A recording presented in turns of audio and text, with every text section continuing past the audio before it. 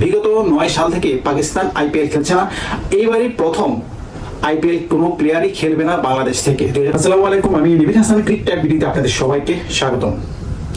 অনেক বিচার বিশ্লেষণ করে অবশেষে আইপিএলে কেন বাংলাদেশ থেকে একজন প্লেয়ারও খেলতে পারবে না বা তাদেরকে কেন নেওয়া হলো না। প্রথমত যদি বলি, ভারত বাংলাদেশকে কিভাবে দেখে, সেই শুরু থেকেই ভারত বাংলাদেশকে খুব একটা ভালো চোখে দেখে না, অনেকটা ডোমিনেট করে এই টাইপের।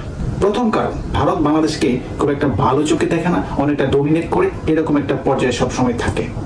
সেটা সাধারণ দর্শক থেকে শুরু করে বাংলাদেশের দর্শক, ভারতীয় দর্শক, ভারতীয় ম্যানেজমেন্ট, বাংলাদেশের ম্যানেজমেন্ট, এই সব কিছু। দ্বিতীয়ত হচ্ছে, আইপিএল এ খেলার জন্য বাংলাদেশ গত 2 থেকে 3 বছর যেভাবে আইপিএল কে ভুগিয়েছে এমওসি ইস্যুতে, যেমনটি মুস্তাফিজুর রহমানকে আইপিএল এর মাঝপথ থেকে জিম্বাবুয়ে সিরিজ খেলানোর জন্য নিয়ে আসা হয়েছে। ওই ফ্র্যাঞ্চাইজি বাংলাদেশের বিসিবির সাথে অনেক কথা বলার পরেও, অনেক রিকোয়েস্ট করার পরেও তারা সেটা রাখেনি বিসিবি। তারপরে আইপিএল এ খেলতে দেয়নি গত আসরে সাকিব আল হাসানকে। গত 2 আইপিএল এ তাসকিন আহমেদকে অনেকবার রিকোয়েস্ট করা হয়েছে, তারপরেও এনওসি পত্র দেওয়া হয়নি তাসকিন আহমেদকে। এবছর শরীফুলকে দেওয়া হয়নি। এই সব বিচার বিশ্লেষণ করে আইপিএল যত ফ্র্যাঞ্চাইজিরা রয়েছে, বাংলাদেশের প্লেয়ার নিতে তাদের যে ধরনের হ্যাসেল পোহাতে হয় সেটা আর নিতে চাচ্ছে না বলেই আজকের এই রেজাল্ট। তৃতীয়ত যদি বলি, বাংলাদেশের কজন কোচ সারা বিশ্বে কোনো ফ্র্যাঞ্চাইজি বা কোনো জাতীয় লিগ বা আন্ডার 19 কোনো পর্যায়ে কোনো কোচিং প্যানেল বা কোনো কোচ ব্যক্তিত্ব রয়েছে? নাই। সেই বিষয়ে বিসিবির পক্ষ থেকে কোনো ধরনের সুযোগ সুবিধা না দেওয়ার কারণে বাংলাদেশের কোচ প্যানেল কখনো তৈরি হয়নি বা সারা বিশ্বে কোচিং করানোর মতো ক্ষমতাও তৈরি হয়নি বাংলাদেশের কোনো ক্রিকেটার, সাবেক ক্রিকেটার। এখন আসি, এটা বলার কারণ কি?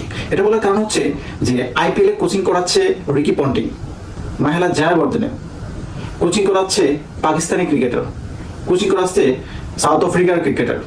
এরকম প্রতিটি দেশেরই কোনো না কোনো কোচ আইপিএল এ কোচিং করাচ্ছে।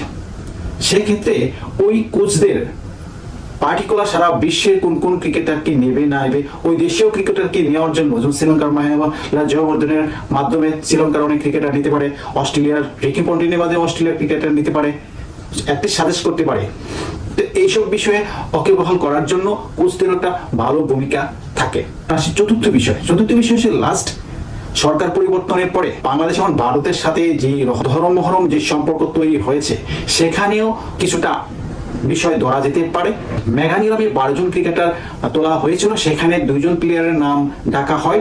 কোনো ফ্র্যাঞ্চাইজি তাদেরকে কিনতে আগ্রহী প্রকাশ করেনি এবং বাকি 10 জন ক্রিকেটারকে মেঘানিলামে তোলাই হয়নি। একটি বিষয় হচ্ছে 5 নম্বর বিষয়, যেটা যে বাংলাদেশের যে ক্রিকেটার রয়েছে, কোন ক্রিকেটারই আসলে টি-20 ক্রিকেটে সারা গ্লোবালি খুব একটা পারফরমেন্স করতে পারছে না। কয়েকজন বোলার ছাড়া, তাসকিন শরীফুল, হাসান মাহমুদ, এই টাইপের বোলার ছাড়া, সাকিব আল হাসান, মুস্তাফিজুর রহমান ছাড়া কোনো ব্যাটসম্যান আইপিএল এ খেলার মতো যোগ্যতা রাখে না। তো এই কারণে, এই 4-5টি কারণে আইপিএল এ বাংলাদেশের ক্রিকেটার, বাংলাদেশের কোনো প্লেয়ার এবার আসলে খেলতে পারছে না। বিগত 9 সাল থেকে পাকিস্তান আইপিএল খেলছে না। এইবারই প্রথম আইপিএল কোনো প্লেয়ারই খেলবে না বাংলাদেশ থেকে। 2025 সালে হবে সেটা, আর 2009 সাল থেকে পাকিস্তান খেলছে না আইপিএল। তাতে কি হয়েছে? আমাদের উচিত হবে টি-20 কে ভালোভাবে মূল্যায়ন করে সারা বিশ্বকে জানিয়ে দেওয়ার জন্য ভালোভাবে পারফরমেন্স করে আমার টাইমলাইনে আসা। ভালো পারফরমেন্স করলে অবশ্যই আইপিএল এ বাংলাদেশ ক্রিকেটারকে নিতে বাধ্য হবে। তো এই বিষয়গুলো চিন্তা না করে প্রত্যেকের উচিত, বাংলাদেশের ক্রিকেটারে যারা রয়েছে, যারা ক্রিকেট বোর্ডে রয়েছে বা যারা ক্রিকেটার রয়েছে, তারা প্রত্যেকের নিজ নিজ তার পারফরমেন্সের প্রতি নজর দেওয়া।